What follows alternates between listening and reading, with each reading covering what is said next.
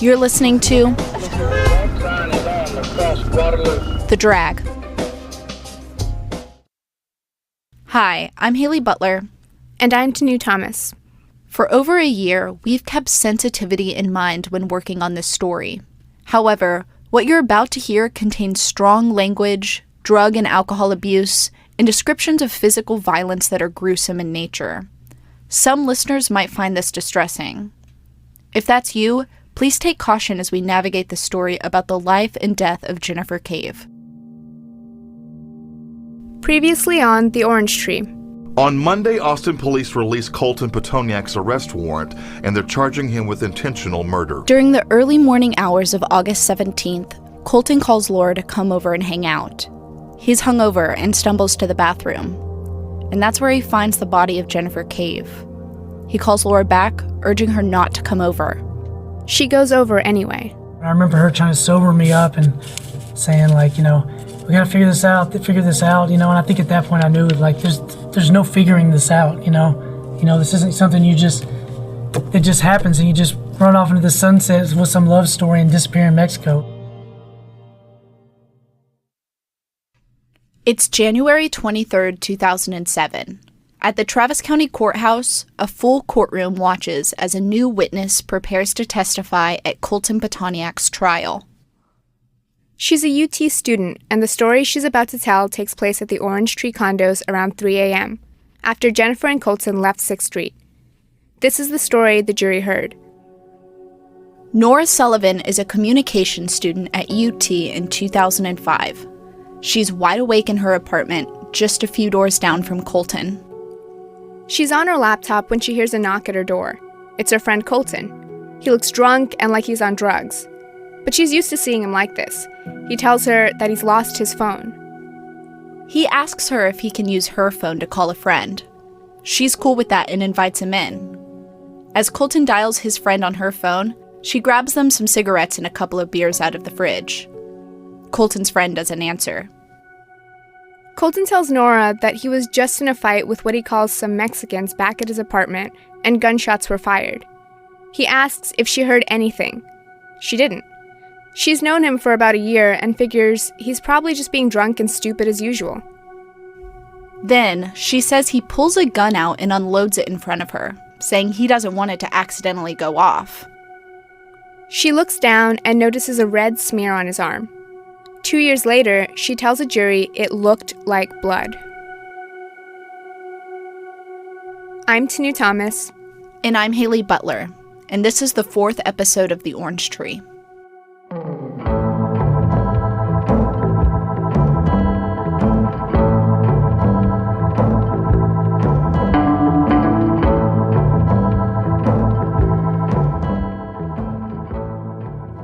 Colton had half a handle of vodka and had taken some Xanax before going downtown with Jennifer that night.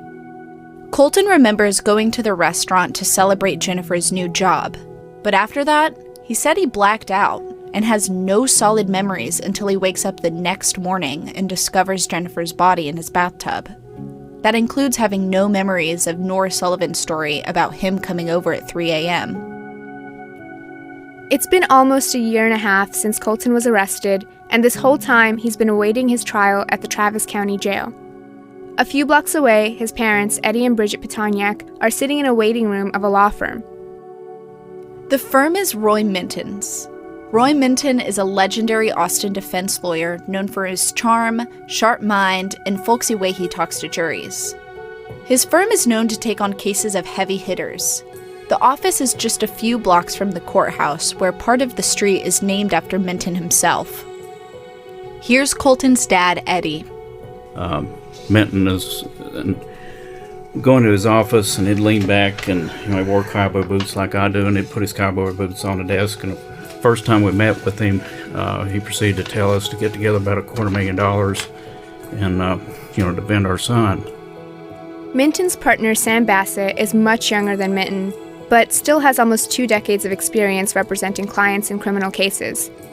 Bassett is a soft-spoken defense lawyer who got both his business and law degrees from the University of Texas. So it was really the first real high-profile case, and it was probably the most intensely scrutinized profile case that I've handled. There have been a couple since. This isn't Bassett's first case with the Pitonyaks. He actually represented Colton on an earlier cocaine charge and was able to get him off with 30 days in jail and mandatory rehab. Eddie wanted to bail Colton out immediately after his arrest, but he says that on Bassett's recommendation, he didn't. Colton's been in jail for about 17 months now, and his trial date is steadily approaching.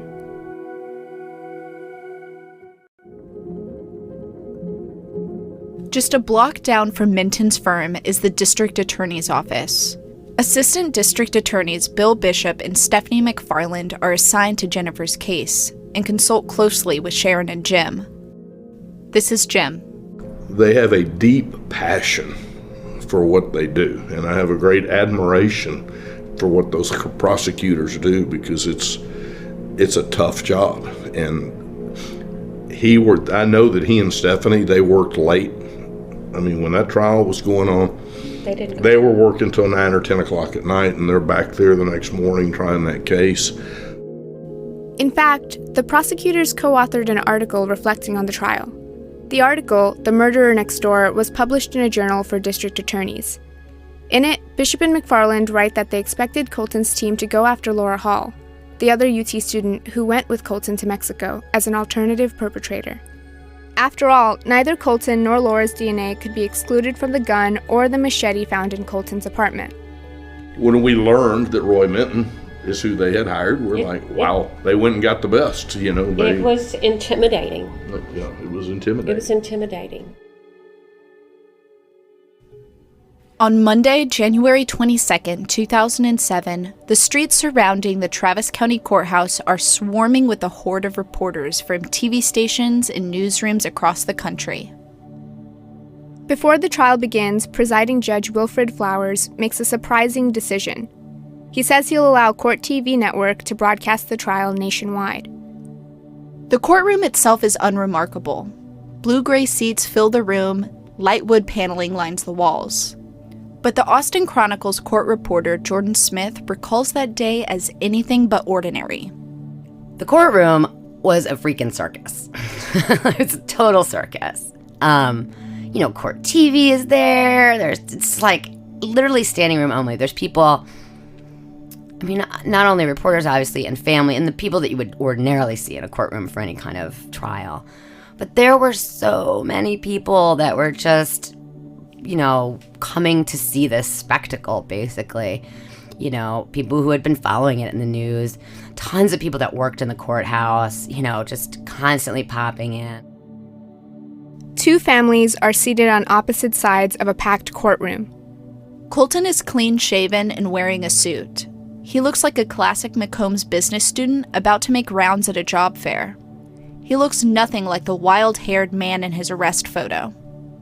His face is expressionless, pale, and he's sitting incredibly still. Before the trial, the Travis County jail doctor had given him antidepressants to relieve his anxiety. Cameras are aimed towards the witness stand, and a crowd of people settle into their seats. The court proceedings begin, and the room falls silent. With the room at attention, prosecutors make their opening statements. And then, Judge Flowers calls on Sam Bassett to do the same. A room full of people inch to the edge of their seat to hear how Colton's defense will prove his innocence. To everyone's surprise, Bassett starts his opening statement by saying that this, quote, will not be a whodunit. Bassett tells everyone right off the bat that Colton will testify himself. Bassett also says that Colton will tell the jury that he himself killed Jennifer, but that he did not do it on purpose. Colton's lawyer is not saying he's innocent, but rather, he's relying on his client's lapse in memory to defend him. We've told you bits and pieces of people's stories of that night, like how Nora said she saw Colton with what looked like blood on his arm around 3 a.m. that morning. But now we're going to walk you through the story that was presented in court by the prosecution and defense. Everything from the time Colton and Jennifer left the bars on 6th Street to when he and Laura took off to Mexico. Most Americans believe freedom of religion is a right, even when your religion is a little unconventional. I am the mystic mother of the Phoenix Goddess Temple. But what happens when your beliefs, Sexuality can be sacred. might be against the law? Bam, bam, bam. Police. Witnessed. Mystic Mother is available now. Subscribe on Apple Podcasts to binge all episodes or listen weekly wherever you get your podcasts. I'm Megan Parker, the host of Devilish Deeds, a new podcast from The Drag, which produced the popular true crime podcasts The Orange Tree and Darkness, The Austin Bomber. Devilish Deeds tells the story of the 8 people, mostly black women working as domestic servants for rich white families, who were viciously murdered by the servant girl Annihilator, a serial killer who terrorized the small frontier town of Austin, Texas in the 1880s. In this 4-part series, I'll trace the steps of one of America's first serial killers and explore the theories behind who might have done it. Subscribe to Devilish Deeds, out now, wherever you get your podcasts. Hi, my name's Ellie Rudy. I'm a journalism student at UT Austin, and I'm here to tell you about Anchor. It's this awesome app that lets you record, edit, and produce your own podcast right from your phone or computer. And now you can add any Spotify song directly to your project, so you can make any episode a musical experience. Also, Anchor will distribute your podcast for you, so it can be heard on Spotify, Apple Podcasts, or wherever else pods are casted. And the best part is that you can make money from your podcast with no minimum listenership. Anchor, everything you need to make a podcast in one place.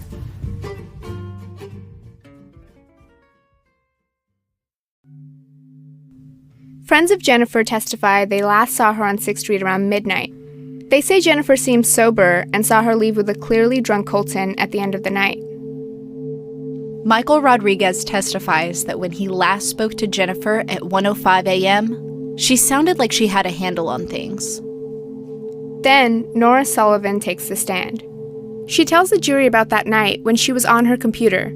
She says Colton came in with this wild story about a shootout with the unidentified Mexican guys. She says Colton told her there were 2 or 3 guys that he fought with, and gunfire was exchanged. After Michael's call to Jennifer at 1:05 a.m., there are no testimonies to fill in what happened with Jennifer and Colton until Nora's testimony that places Colton at her door around 3 a.m.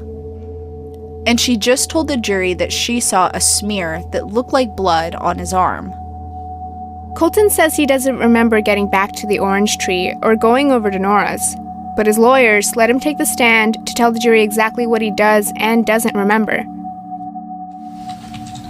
Will you state your name for the court and the jury, please, sir? Colton Pitonyak. This is unusual. Jury members rarely get to hear from a defendant in a murder trial. Here's Colton's lawyer, Roy Minton, questioning Colton on the stand. Shows, in evidence it shows that there was a text that was made by you to Laura at 5:34 a.m. that morning. Do you remember sending that text? No, sir, I don't. All right. Do you believe that when you were making these telephone calls at 5:30 that you had discovered, or do you have any recollection as to whether or not you had discovered her body? I don't think that was until a little bit later.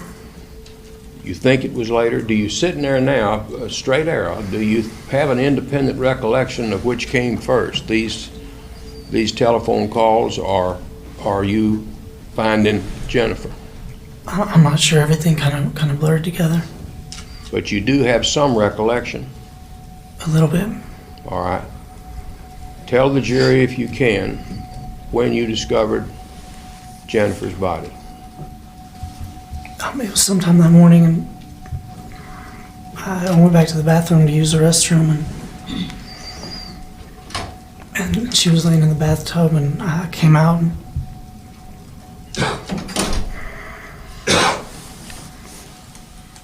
I don't know, so it's all kind of a blur. Everything kind of was spinning, kind of mixing together. What did you think about that at that time when you saw your friend Jennifer dead in the bathtub? I got scared and I panicked. Well, what did you do? I tried to call Laura back and tell her not to come by, but she insisted on coming by. About 6 miles south, at her friend Ryan Martindale's apartment, Laura is responding to Colton's text messages. They've been calling and texting each other for a few hours now. Laura would have driven over right away, but she says she doesn't have her car at Ryan's place. Ryan Martindale testifies that Laura woke him up at 7 in the morning, asking him to drive her to her car so she could hang out with Colton.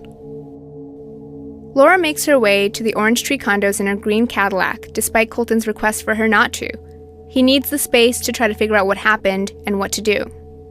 Colton's own lawyer, Roy Minton, grills him about what he did and did not do the morning he discovered the body. Son, why did you not call the police, the fire department, an ambulance? I was scared. I didn't know what happened. I panicked. Do you have any recollection of the circumstances surrounding Jennifer's death? I have no idea what happened that night. Who killed her? I did. Are you certain of that? Yes, sir. How can you be certain? Everything points to it. I can't think of any other thing that happened. Why would you ever kill Jennifer? I don't know. There's no way it would have been on purpose. There is no way you would do it on purpose? Never. Well, we've all kicked this around. Do you have any reason to believe that Laura came over there and shot and killed Jennifer? No, sir. Colton does vaguely remember opening the door of his apartment to find Laura standing there. All right. Do you recall her getting there? Vaguely. What did you do? I can't remember exactly what I told her, but I showed her Jennifer's body. Took her down to the bathroom and showed her Jennifer's body? Yes, sir. What did she say? She just said, "What are we gonna do?"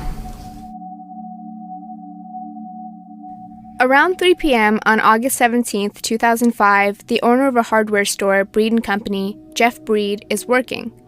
His store is nestled in a little green neighborhood just north of West Campus. Like most days, Jeff is stocking goods and tending to his customers when he notices a disheveled young man roaming his aisles. Breed approaches him and asks if he needs help. The young man says yes and looks down at a handwritten list. This is what he ends up purchasing. Kleenex, bathroom tissue, shop towels, 55-gallon drum liners, Spot Shot carpet cleaner, Ace ammonia, Febreze odor eliminator, Ace latex gloves, Saw handy hack, and dust masks. The hardware store owner says he asked Colton what he needed all that for, and he testified that Colton said he was frying a turkey and needed to cut that turkey up. Colton swears he didn't write that list. All right. And the list that you had with you when you met Mr. Breed, had you filled out that list? No, sir. Are you certain? Yes, sir. And who had? Laura Hall. After he gets the supplies, Colton doesn't go back to the Orange Tree right away. Instead, he stops by Burger King. He orders a hamburger with no onions, and then heads back to his apartment with the supplies. One of the most difficult parts of this case is learning what happened to Jennifer's body after she died. Sharon Cave walks out of the courtroom because she doesn't want to hear or see the details of what happened to her daughter that next morning. Medical examiner Elizabeth Peacock takes the stand. Dr. Peacock has short-cropped blonde hair and a no-nonsense personality. As gruesome as this case was, Dr. Peacock isn't fazed by the details. This is her job. She's done this a lot. Dr. Peacock says Jennifer died from a gunshot wound to the torso, and that it was a relatively quick death. The details of what's done to her body afterward are disturbing. As a warning, you might want to skip ahead by a few minutes. Standing in front of a diagram of a human body, Peacock shows the jury photos of what happened to Jennifer after she was killed. Peacock says Jennifer's autopsy shows a bullet shot into her arm that had then entered her right breast. She says Jennifer had stab wounds on her face and neck that occurred after she had died. Then, an x-ray shows that another bullet was fired into the head after her head had been removed. Bassett asks whether someone would have to intentionally shoot into the open neck to get a bullet into the brain. Peacock said, quote, "With that trajectory, that seems to be obvious." Former Austin American-Statesman reporter Stephen Kratek says the medical examiner's presentation still pains him nearly 15 years after he witnessed it in court. Often they show pictures of the victims to prove that they died, and sometimes to shock the jury. And they show medical examiner. When the medical examiner testifies, you know that there's going to be pictures of the dead body. And often I would just leave. I mean, if it was somebody was shot in the heart and there was no controversy over that's how they died, and I'm not as tough mentally and emotionally as some of the police or medical examiners or the other people who deal with this. So I would leave. But in this trial, I decided the cause of death and what happened to her body was important to the facts of the case and what happened. I thought it was my duty to look and watch, and I still, to this day, I feel like I could press print in my mind and see the pictures of Jennifer's body with no head and no hands on the medical examiner's table. It's just pretty awful. Now that the jury knows the details of Jennifer's mutilation, the question is why it was done and who could have done it. Do you have a recollection of you doing any cutting on that body at all? No, I didn't cut on the body. Did you take that knife and cut on Jennifer's body with it? No, I did not. How can you be sure? There's no way I would have done what was done. Well, but truthfully, son, didn't you know that Laura was in the process of seeing to it that body was cut up into several different pieces? Isn't that correct? Yes, sir. Colton testifies that a few hours after getting back to his place from Breed & Company, he and Laura leave once more to have pizza for dinner. There, he gets two separate calls, one from Sharon Cave and another from Jennifer's ex-boyfriend. They call him to let him know the police are getting involved. What did Laura do? She said we had to get out of town, and we went by her place. She went and packed a bag and went by a friend of hers place to pick up some rum.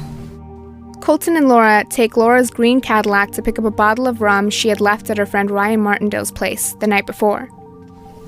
At that time, how much whiskey had you drunk that day? I'm not sure the exact amount, just I've been drinking since I woke up. And how many different pills of drugs did you have that day? I don't know, 2, 3, 4, just spaced out through the day. They consider going to Houston and getting a hotel room, but Colton says Laura took the idea a step further. What time do you think you all left town? I'm not sure, it was dark. Where did you go? We just started driving, and she said something about going to Mexico, and that's where we ended up. Stephanie McFarland made the closing arguments for the state. McFarland tells the jury that the fact that Colton ordered a burger at Burger King without onions just after his friend died showed that he knew what he was doing, and that he was cold and calculating. McFarland says the state doesn't need to prove a motive, just intent to kill. And intent is formed in a moment, the moment a trigger is pulled on a gun. McFarland argues that Colton lacks credibility for 3 reasons. First, he had a reason to lie, to save his own skin. Second, because he was an addict and a drug dealer. And third, because he mutilated Jennifer's body, which shows he couldn't have cared that much about her. Sam Bassett starts off the defense's closing arguments. He repeats that Colton killed Jennifer. He said the jury had a right to be angry with Colton and disgusted by his actions. But he argues that what happened after her death shouldn't be confused with what caused her death. Bassett goes on to argue that the state's case could not prove beyond a reasonable doubt that Colton intentionally killed Jennifer.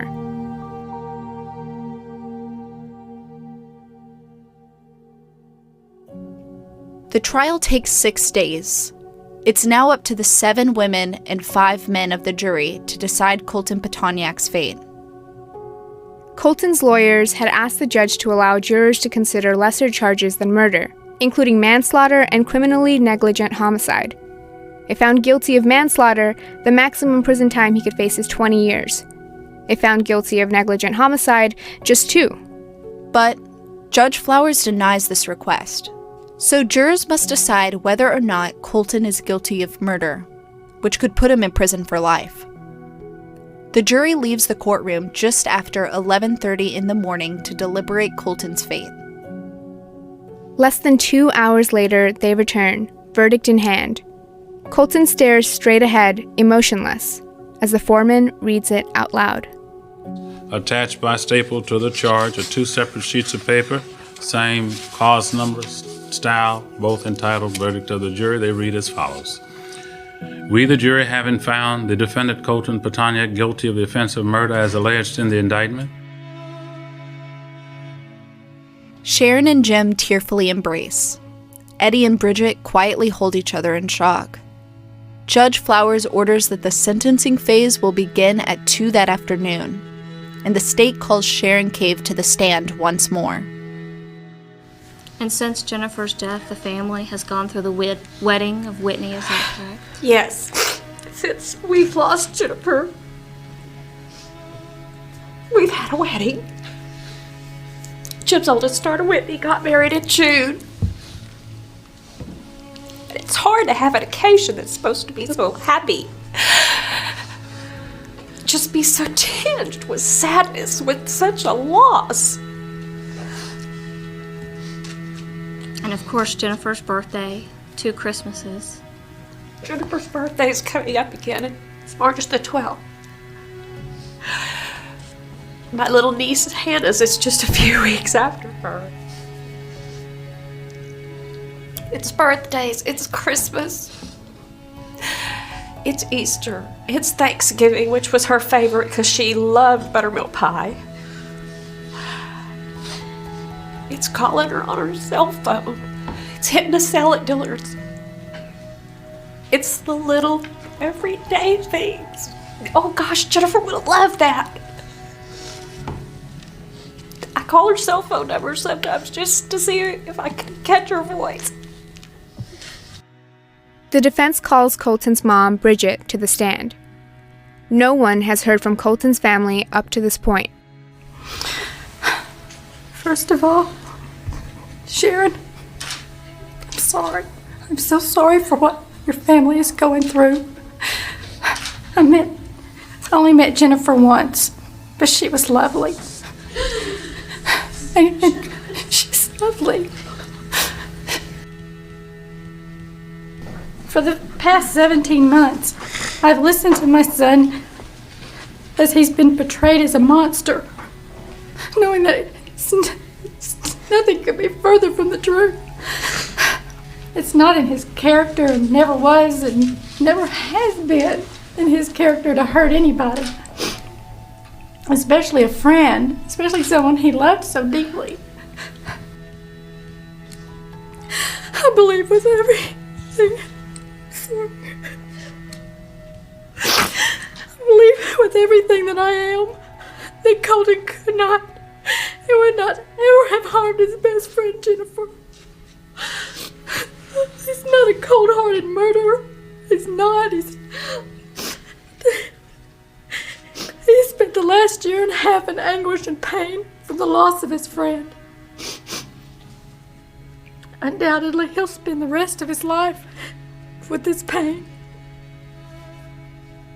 I beg you to be lenient.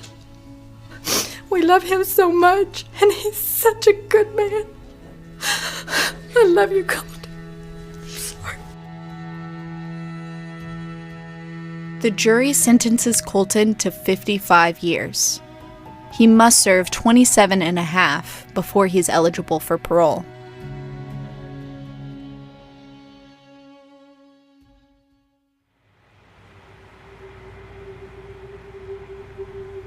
Throughout Colton's trial, a young brunette woman sits at the back of the courtroom intensely watching the proceedings. It's Laura Hall, and her trial is about to begin. Next on the Orange Tree, Laura will sit at a counsel table in the Travis County Courthouse with her lawyer, Joe James Sawyer. This is one of those cases you never really forget. Sawyer walks us through Laura's trial. It's scheduled to be 8 months after Colton's. My strategy was to use the physical evidence to show them that she is as much a victim to Colton Pitonyak as Jennifer Cave was. In the end, did it matter? No. Why? Because of Laura. I'm not playing like I was playing when they charged me. I wasn't playing when they arrested me, and I'm not playing that game now. Yeah. And I don't know why I'm in jail, but this isn't part of the deal. And if I thought it was part of the deal, it wouldn't be here, that's for sure.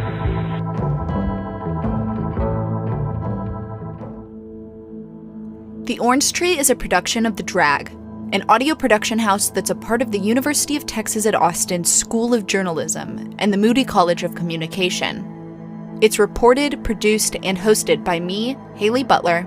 And me, Tanu Thomas. Our executive producer is Robert Quigley. The studio sound engineer was David Alvarez. This podcast was created in partnership with KUT, Austin's NPR station. Special thank you to KUT's Debbie Hyatt, Matt Largy, and Todd Callahan for their guidance, studio space, and technical support.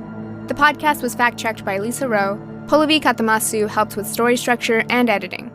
News audio tape and trial footage in several episodes were generously provided by KXAN, Austin's NBC station, and KView, Austin's ABC station. Christian McDonald is The Drag's technical director. Maddie Thomason designed the podcast artwork. Sabrina LaBeouf led our marketing and PR efforts, working with the Moody College and KUT.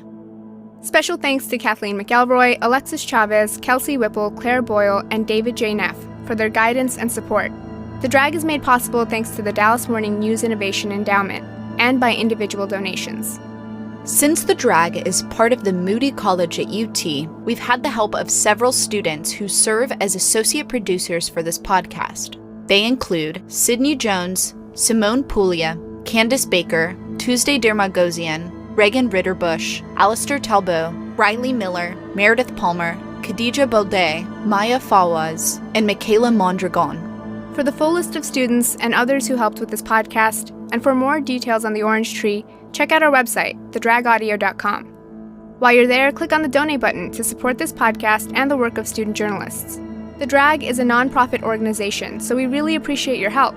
Also, please consider supporting KUT or your local NPR station.